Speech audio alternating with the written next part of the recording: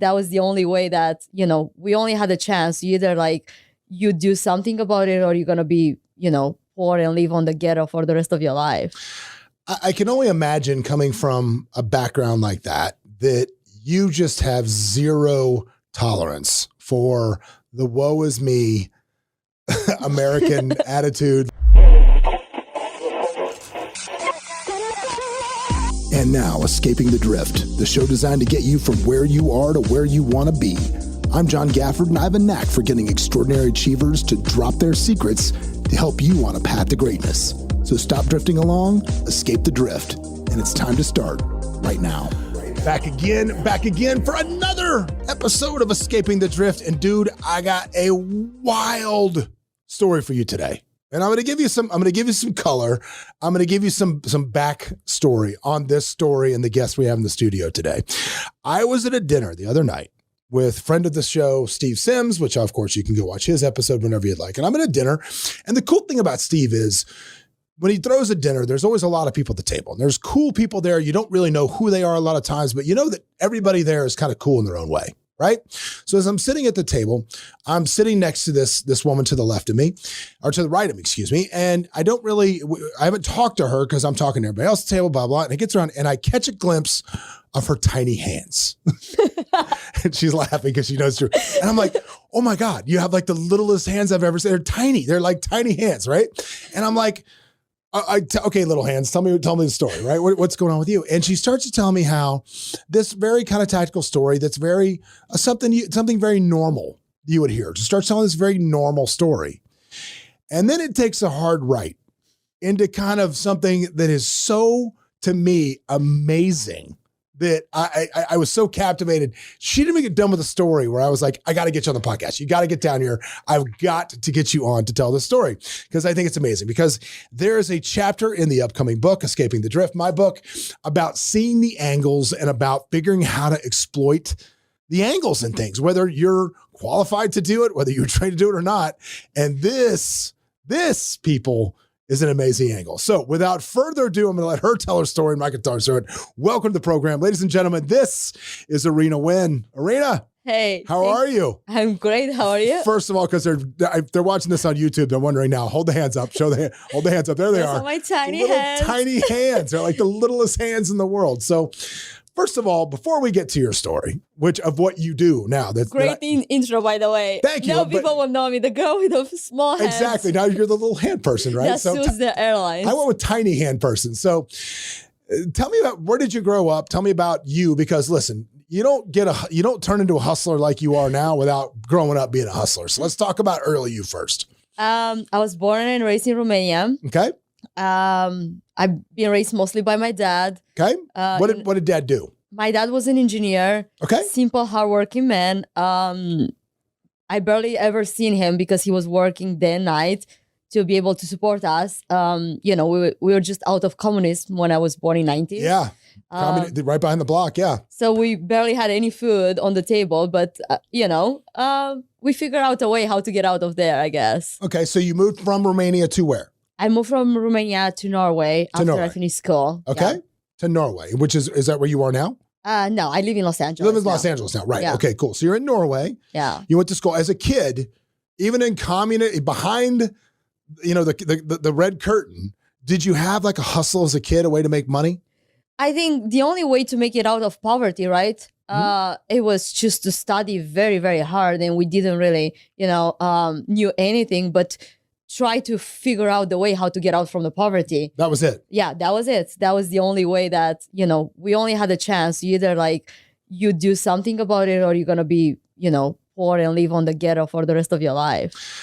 I can only imagine coming from a background like that you just have zero tolerance for the woe is me American attitude, like, oh, things are going so hard for me. I can't even get Starbucks today. Like, zero tolerance for that. I mean, zero, I guess, because, if there is a country on this planet that actually gives you a chance and an equal opportunity to make something out of nothing, I think it's United States. It's this one. This right? is home. USA, baby. Best no one. place I'd rather No be. place like home. That's how it works. Yeah. But I think it's so funny because I found that people that we've had on the show over the years that have immigrated from other places that were terrible places that did not have opportunity. Like when you start bringing up the entitled America, it's like, they don't know what real poverty, you don't know what real problems are. Like you don't understand what real problems are until you live in some of these situations. I do agree. I still think that, I've been to 80 plus countries and I wouldn't call any of them home, but United States. I love that. Yeah. I love one of my favorite sayings. My buddy Chris Connell said it on the program once. He said, "I've never met a well-traveled racist." That's so true. I guess. I love that. So if you are a racist, go see the world is the lesson of that. I guess we'll say. But there we go. Yeah. So study. Yeah. You went to law school, right? I went to law school. Okay. Yeah. So where did you go to law school? I went to law school in my hometown, Craiova, a small law school that nobody heard of. Okay. Yeah. Was it like out of the back of somebody's house or like no, that? Actually, we have a legit proper university. A whole proper university.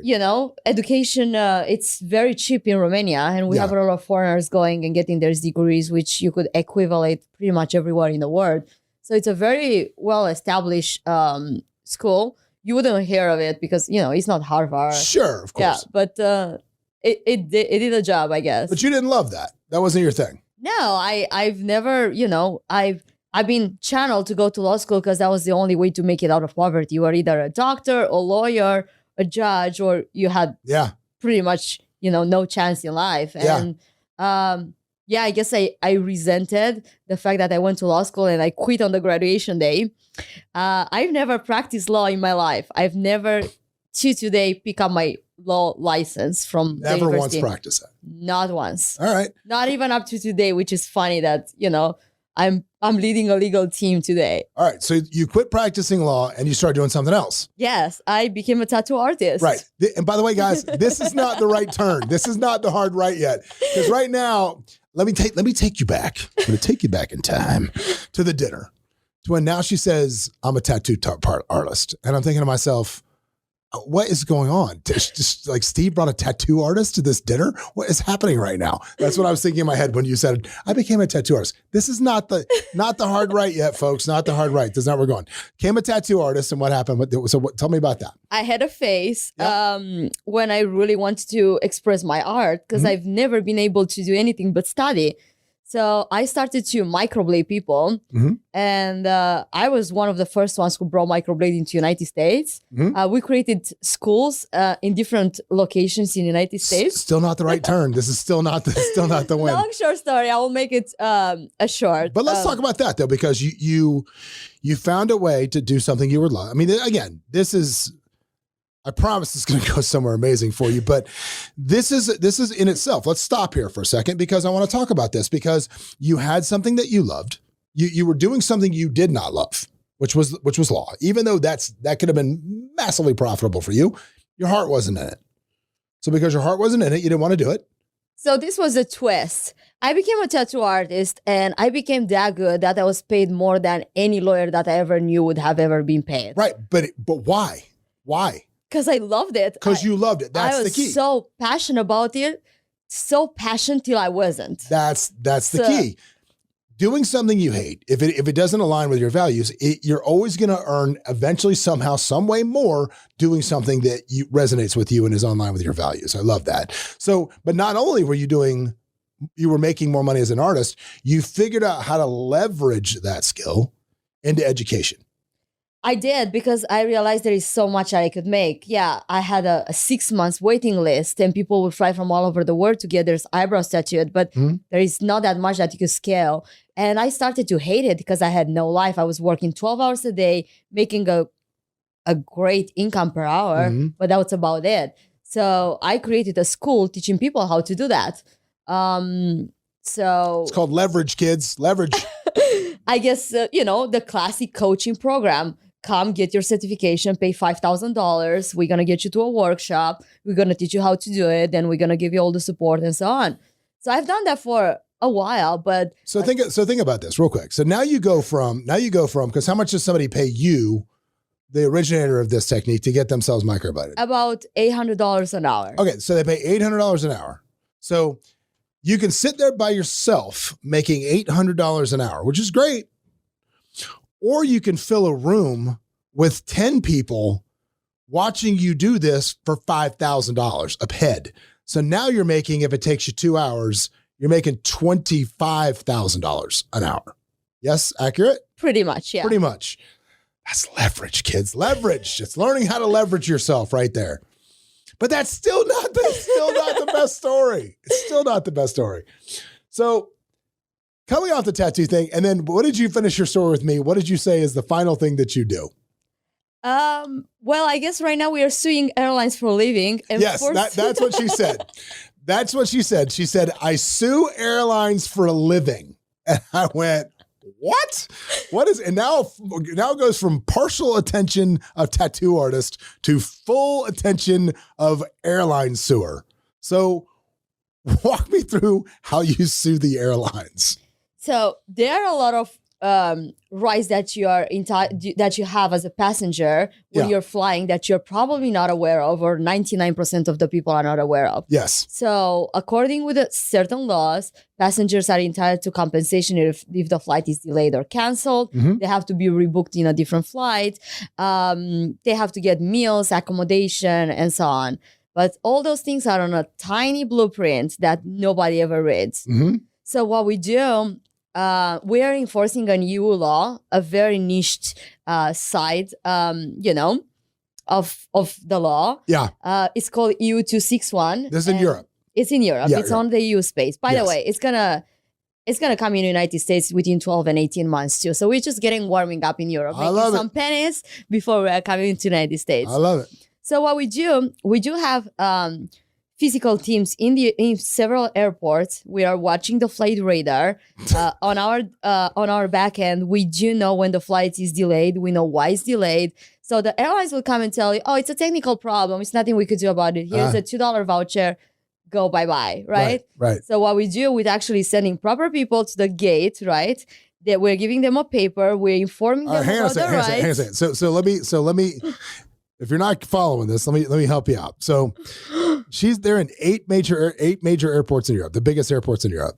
They're not the biggest, but very profitable airports because they have low-cost airlines. So you want the worst run airports. Oh my God. We're not going for the fancy Charlotte de Gaulle. Oh my God. So you're like Value Jet. Where do they go? That's where I want to head. So essentially, you have a team of people sitting in an office in the airport. Correct. And they're watching the boards. They're watching the boards. And as soon as that flight moves to delayed or even probably better canceled, what happens?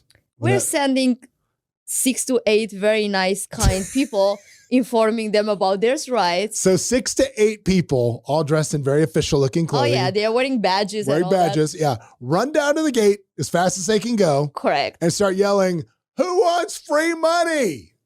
Is that accurate? Yeah, you nailed it. Who wants up to 600 euros? Up to 600 euros. At which point, because people, as the fact that if you're broke, like for example, if you order DoorDash or you order Grubhub and you're broke, that's on you. But how many people do that tells me why this works. Because what they do for these people, anybody could do it. But you're standing right there and you want to do it for me. Correct. So what do they do then? So we're telling people how it works. They don't pay us nothing. We get a small fee from the settlement if we win, so there is no risk for them. They write a form which takes about 2 minutes. They give us the power of attorney to go ahead and pursue this on their behalf. And then when we have there's money, we just reach out to people. Hey, we need your bank account. Here are your money. Wire it to them. And they assign the reward so it's coming to you. So they're waiting on money from you, not you waiting on money from them. So if you hear this, I want you to just think about, because I very quickly after hearing this story, I started thinking to myself, okay, how many flights get delayed? I just like a normal day in the airport that you see this, or God forbid it's snow, or God forbid something crazy happens. What happens in the airport? Think about that Southwest debacle a couple of years ago, right? And I'm thinking, how many people fly on an airplane? How many flights a day? 600 euro. I'm like, I'm trying to do the math in my head and I just can't get there quick enough. And finally I was looking at it and I go, Irina, what did you guys net last year? And you did, go ahead. Go ahead. It was our first year. First year.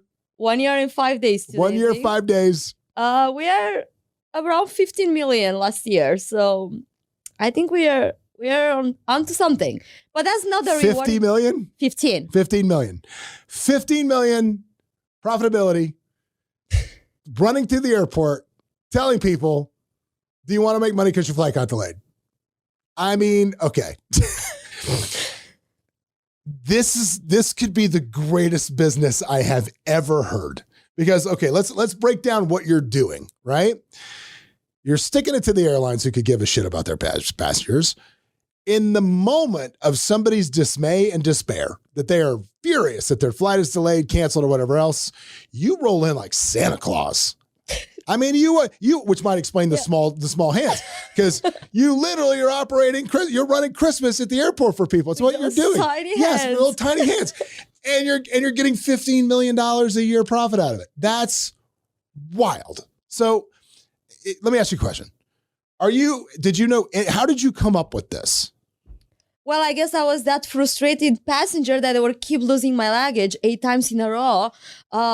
They would run my flights. I got stuck one time in Iceland, no clothes, couldn't get back to my family home. It was miserable. And I just realized they were so unapologetic about it and treating people with so much disrespect, because it's like, what you could do about it if they tell you your flight is canceled. So your regular average person don't know what to do. They buy their own hotel. And think about it's a family of 5 people, right? And they're getting stuck and the provider of the family don't go to work. And you have to admit, like, 90% of the people struggle, especially on the low-cost airlines that they're flying with low-cost airlines. Yeah. They are not the people that they can say, oh, it's no problem, I'm going to just enjoy New York one more day and go take my family to dinner. They have somewhere to be. They're thinking about, how do I pay the hotel and food for all those people, transportation. And it's a hassle to get your flight, delayed. And I think the fact that they were so unapologetic with people, I guess I had a first world problem. They downgraded me from first class to the business class to the sons of bitches to economy plus to fly to Paris. So I have first world problems. But other people were stuck in the airport and they were so unapologetic about it. And I was like, I think I'm gonna make a company and sue you.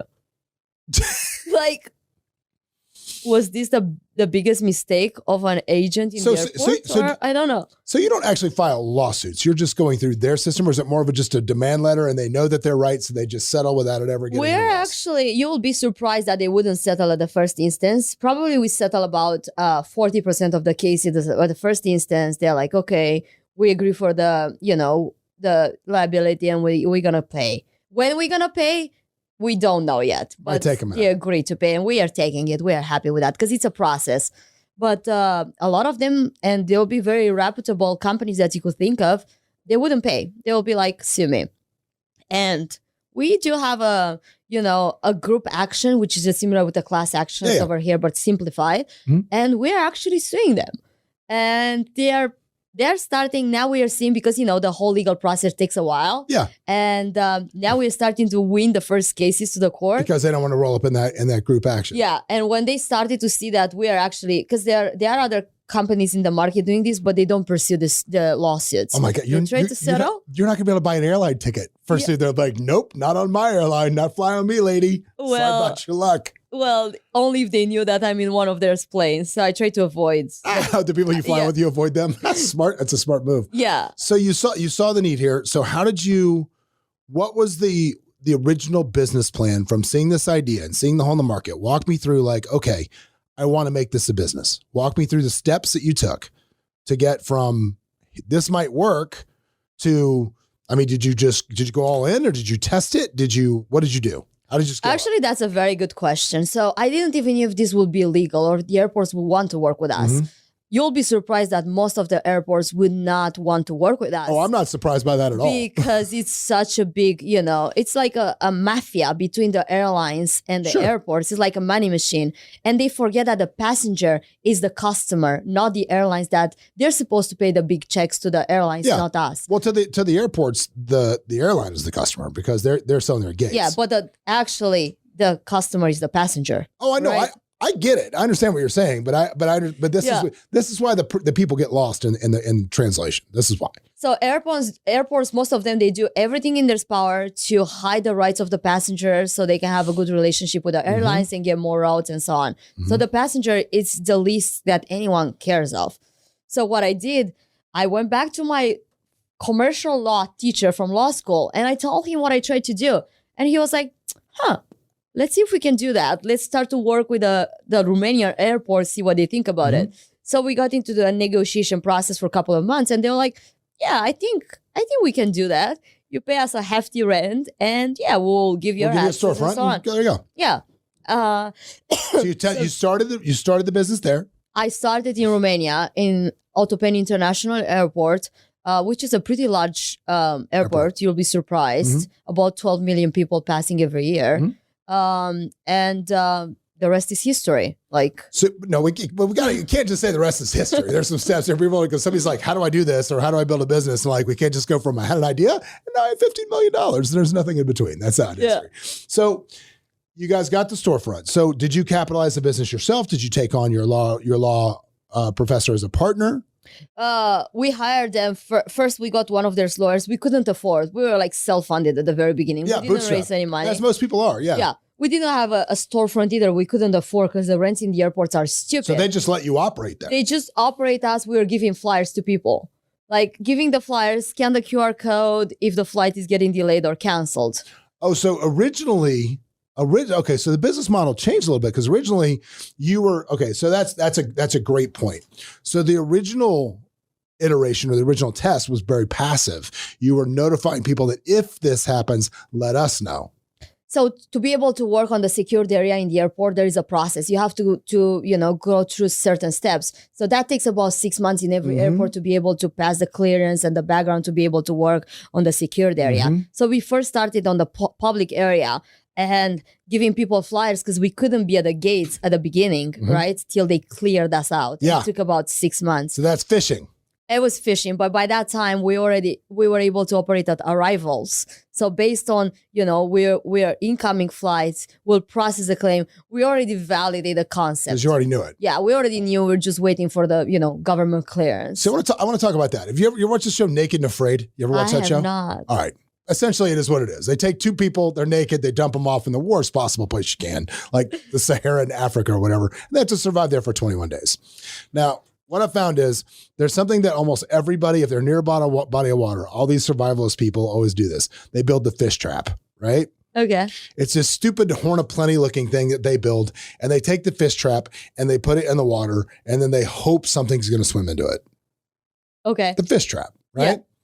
I've seen one fish get caught ever in the fish trap. The people that depend on fishing and waiting around for something to happen never do well. The people that do well and survive and thrive and do well out there are the ones that hunt.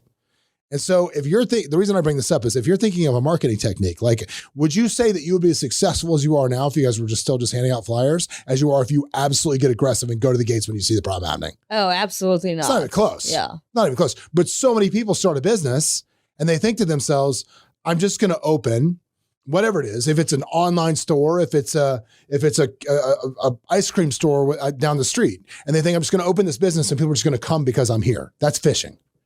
You got to hunt. Never going to happen. You got to hunt. Yeah. You got to go get it. And I think that's one of the things I love so much about the story is the hunt. It's always a grind and a hunt. Hunting for new contracts, hunting for, new airports and, to be able to extend. All of that stuff. Yeah. So the first airport's going well. You now get behind security where you can go. How long before you opened up location number 2? Oh, while we knew that the approvals are coming, because we got a confirmation, we're already on the second airport. You already knew the process. We already knew. You had proof of concept quick because people were hyper receptive to this. Pretty much, yeah. Yeah. Whenever you catch fire, that's another great lesson there. If you have something that's catching fire, let it burn. Let it burn, let it go. So many people get nervous when things start going well. They want to try to contain it and see what happens, but you may miss your window. I mean, especially in something like what you're doing, which there's no competition. No competition. It's wild to me. Yeah, you got to grow that as quickly as possible because you just got to be first. We're just getting warm up in Europe. I know. While we are waiting for the FAA to pass the regulation in the United States, and it's almost there. It's not enforceable yet, but we sense that it's gonna come the moment. And we hope to be in every single airport in the United States. Oh my gosh, that's so magical. So how do you hire the people that work for you to do this? Talk about how you hire your sales force, what you pay them, how that works.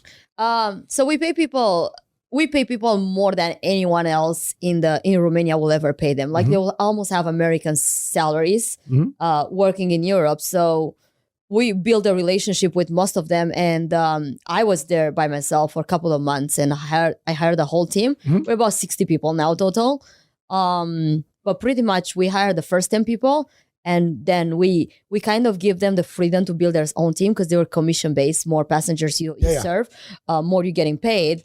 So we didn't really babysit or we hire really good kids and then we let them build their own team and we just watch from behind the operation. And so your partners are all, I'm not, because you own it all. They don't own a piece of it, right? When you bring management, they're all employees at these places? Most of the people. I have a co-founder. Right, but okay, so these people that are running the locations are management with bonus. They're not owners. No. Okay. No. When you decide now, that's another scary thing, right? Like when you guys are bootstrapping this thing up, did it ever occur to you to let these people have a piece of the pie? It was always we are going to keep and hold all of our equity. I think we grew with such a big fast that we didn't really think of that. But obviously, more you share, more you get because they love that. It's like a lifestyle for them. They're very motivated and very passionate. It's a big thrill because it's how many passengers did you help in this flight? 100, 150, right? So more money, more passengers they serve, more money they make. Yeah.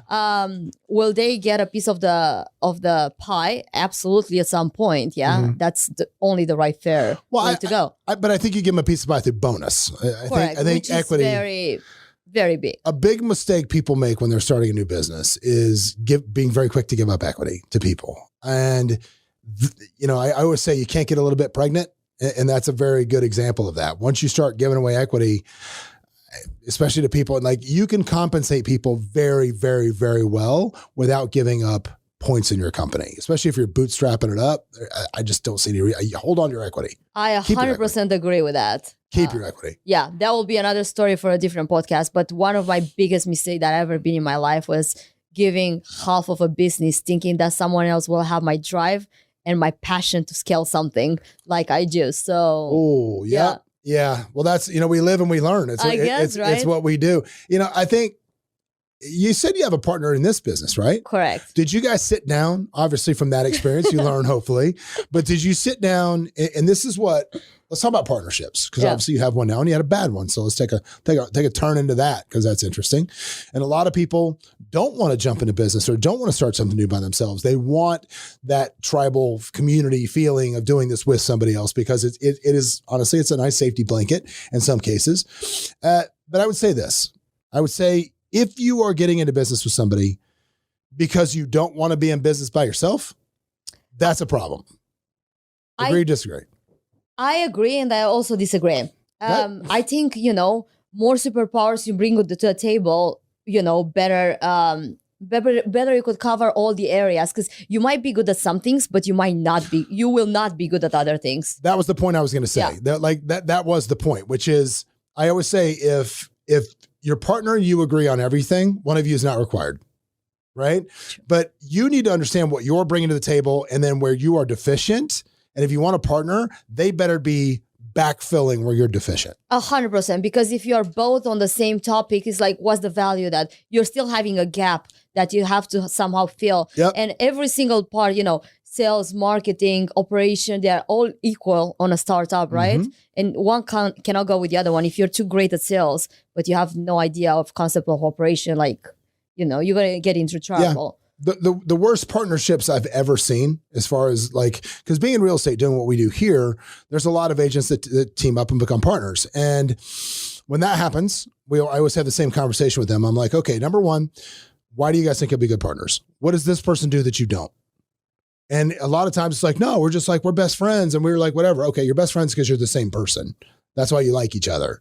So that's not going to be a good partnership because you're just doing it to do it together, right? You're not really building a business partnership. You're just having a friendship that splits money, which is probably going to end poorly because one of you is going to end up doing more work than the other one. And that's going to be bad, which was your situation you talked about earlier. But I also say this. I say, look, you need to set out a set area of responsibility sheet so everybody understands this is what you do. This is what I do. If something falls flat over here, it's on me. If it falls flat over here, it's on you. And that's that. And then there's no misunderstanding of, well, I thought you were going to do that, or I thought you were going to do that. And then the last thing, building a good partnership, is knowing what happens when it fails upfront, building a separation agreement before you even start the business. And I do that because it just makes it easier if it's not going to be right. If we split up, you get to keep this, I keep this, we do this, and that's how it works. Or you do a buy-sell agreement. If you want out, you make me an offer. I either say yes, or I buy you out for the same amount. That's the deal. That's probably the smartest thing that I've heard in a very, very long time. It's pretty much like a prenuptial for business. 100%. Which, I didn't think of before, but now I'm going to get that. Yeah, now you can get at it. Yeah. I'm going to have it on my... I mean, it's just good business to know what happens when things go wrong. We're all eternal optimists. You can't be a good entrepreneur if you're a pessimist, you're never going to be a good entrepreneur. You've got to be an eternal optimist as it. But I mean, 50% of marriages end in divorce, and probably higher in the business world. So you should just probably know what's going to happen in the event something goes south, and just lay that out up front. I totally agree with that. And I also think communication, and knowing to be accountable and know when you should stand for your other partner as well is very important. I guess we learn from our mistakes and we try to not do them. And try not to do them again. Yeah. Like you said, stand for your partner. I think, it's like, I said this in a meeting yesterday with the management staff of one of my companies. It was like, look, we can squabble behind the curtain, but out there we're on stage and we are all kumbaya, happy one family when we're out there. We're in front of our customer. We are all happy. We can squabble behind the curtain. And that's how it's got to be. And I would never say anything to publicly disparage any of my partners, even if I wanted to murder them on one day or another for whatever reason, as I'm sure on some days they want to murder me. But I would never publicly disparage to any of my partners. It's just not something you could do. I think that's the right way to do it, right? Hold the integrity for everybody. Yeah. And, there are always going to be conflicts, like same in a, marriage. You have a conflict, but you're not going to bash your partner in public and embarrass them in front of everybody. Yeah. Yeah. What do you think the hardest thing about owning a business is, especially when you got scaled up? Do you own several now? What do you think the hardest thing about it is?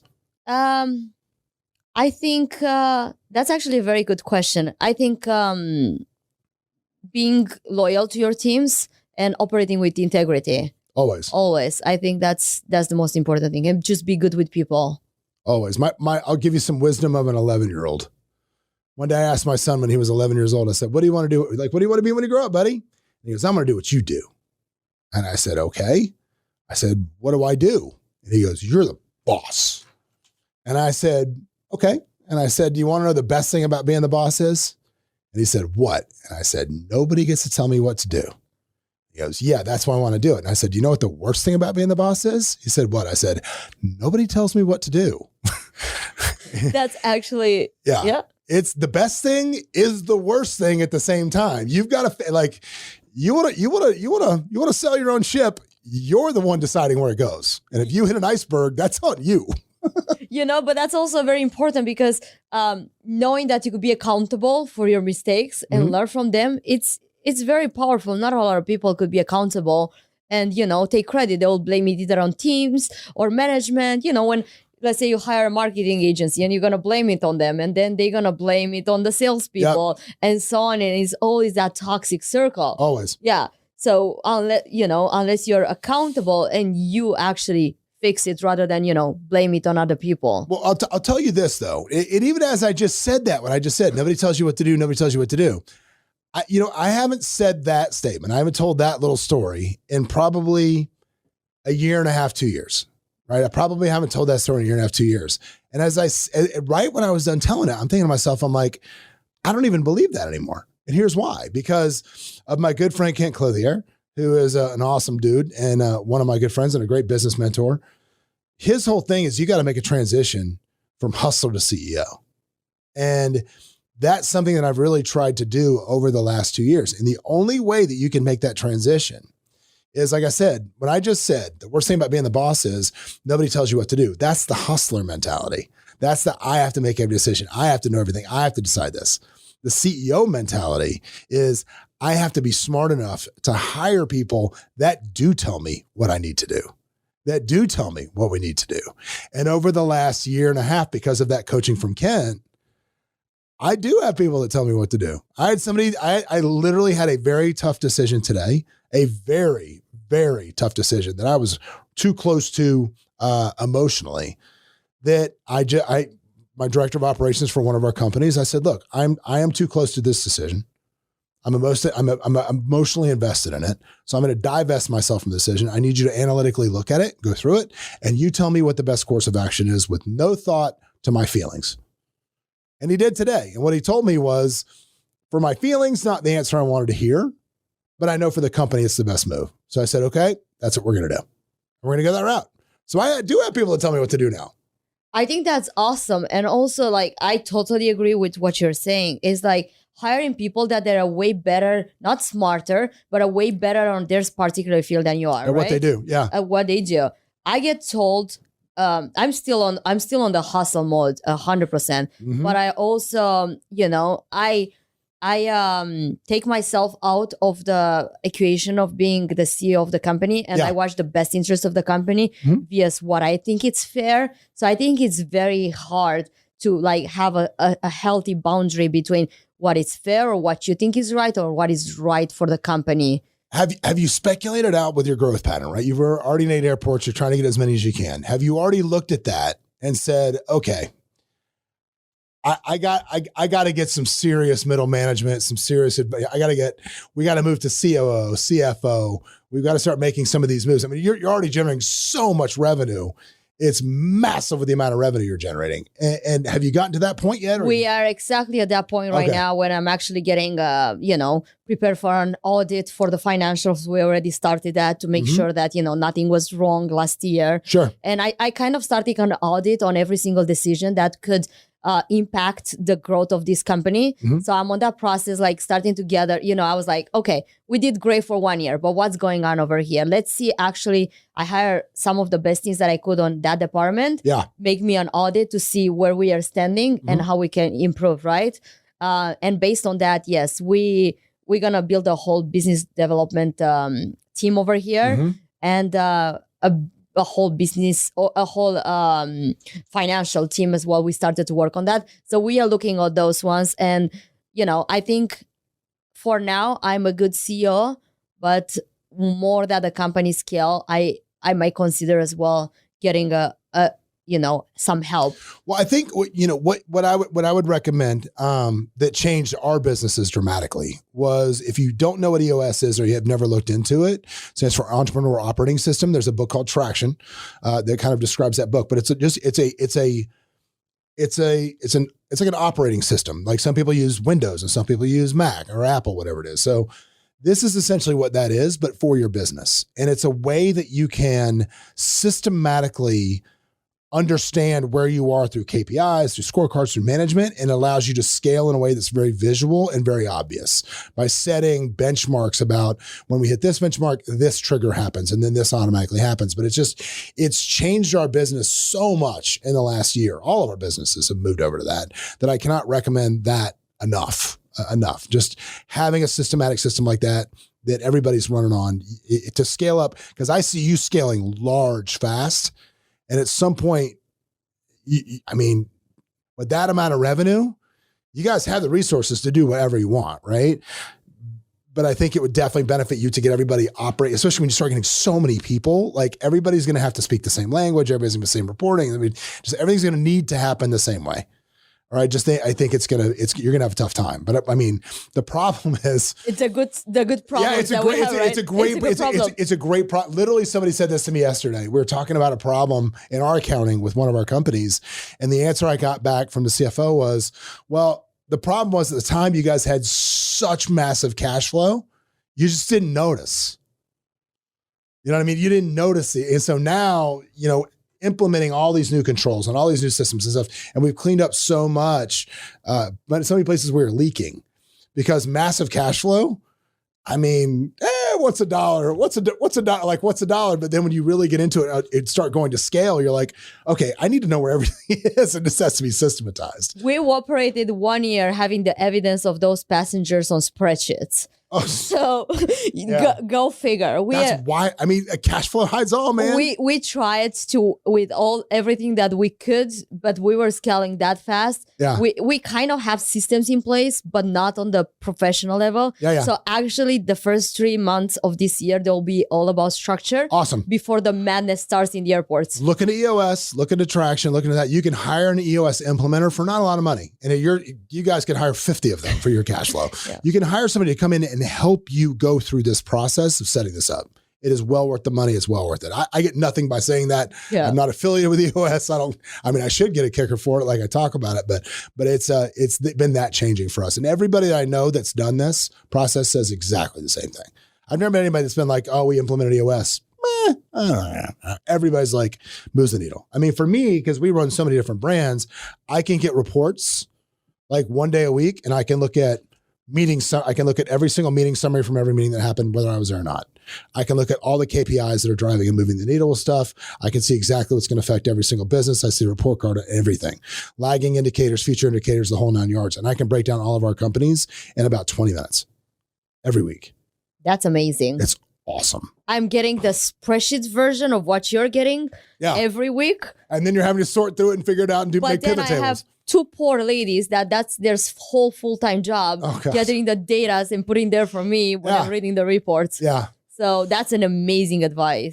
You got, dude, with that much cash flow, you guys got to get some systems. I love it. We are trying our best. Oh, well, Irina, I hope you guys think this story is amazing as I think this story is. I think it's such a great story. I can't stand it, but I wish you well. Thank you so much for coming in. If they want to connect with you, they want to find you, how do they find you? They'll find me on LinkedIn, Irina Wynn, or Irina at flyhelp.eu. At flyhelp.eu. So, man, I hope you get all the money from those airlines you possibly humanly can. And if you're listening to this, I hope that motivates you to find an angle of your own, man. Just find an angle anywhere out there.